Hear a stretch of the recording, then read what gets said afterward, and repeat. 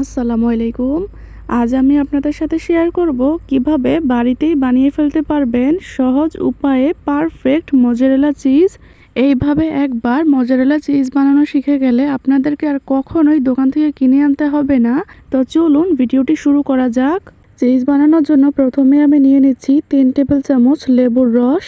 লেবুর রসটাকে আমি একটা সাইডে রেখে দিচ্ছি।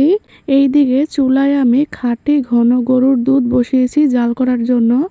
দুধটা যখন হালকা গরম হয়ে আসবে, মানে আঙুল দিলে 5 সেকেন্ডের মতো আঙুলটা ডুবিয়ে রাখতে পারবেন, এর বেশি আঙুল ডুবিয়ে রাখা যাবে না। এই পর্যায়ে আমি দুধটাকে চুলা থেকে নামিয়ে নিচ্ছি।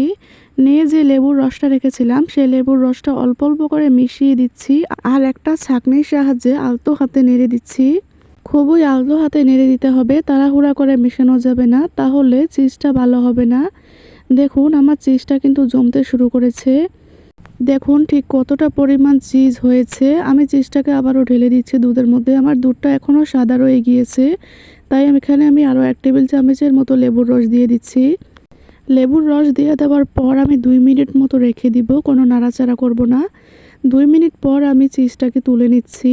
আমি সম্পূর্ণ চিজটাকে ছাঁকনির সাহায্যে তুলে নিলাম দুধ থেকে। এবার একটা বাটির মধ্যে আমি চিজটাকে নিয়ে নিচ্ছি। এবার বাটি থেকে চিজগুলোকে নিয়ে আমি 2 হাতের তালুর সাহায্যে আলতো হাতে প্রেস করে আমি অতিরিক্ত দুধগুলোকে ফেলে দিচ্ছি। এই কাজটা কিন্তু খুবই সাবধানে করতে হবে, জোরে চাপ দেওয়া যাবে না, খুবই আলতো হাতে চেপে বের করতে হবে পানিগুলোকে। এরপর আমি ঠান্ডা পানির মধ্যে চিজটাকে ডুবিয়ে নিচ্ছি। এভাবে 3 থেকে 4 বার আমি ডুবিয়ে নিব আর তুলে আলতো হাতে প্রেস করে পানিগুলো বের করে নিব। দেখুন এখনই দেখা যাচ্ছে কতটা সুন্দর হয়েছে চিজটা, কত স্টিকি দেখা যাচ্ছে। এরপর আমি চিজটাকে একটা কড়াইয়ের উপর নিয়ে নিলাম। চুলার জালটাকে একদম মিডিয়াম আঁচে রেখে আমি চিজের অতিরিক্ত পানিগুলোকে শুকিয়ে নিব।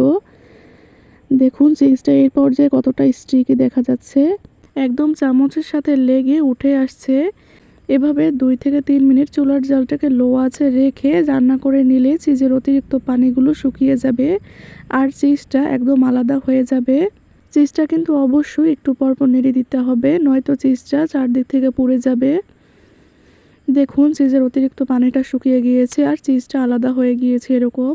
এবার আমি চিজটাকে একটা বাটিতে নিয়ে নিলাম। বাটিটাকে আমি ফ্রিজে রেখে দেব 2 ঘন্টার জন্য।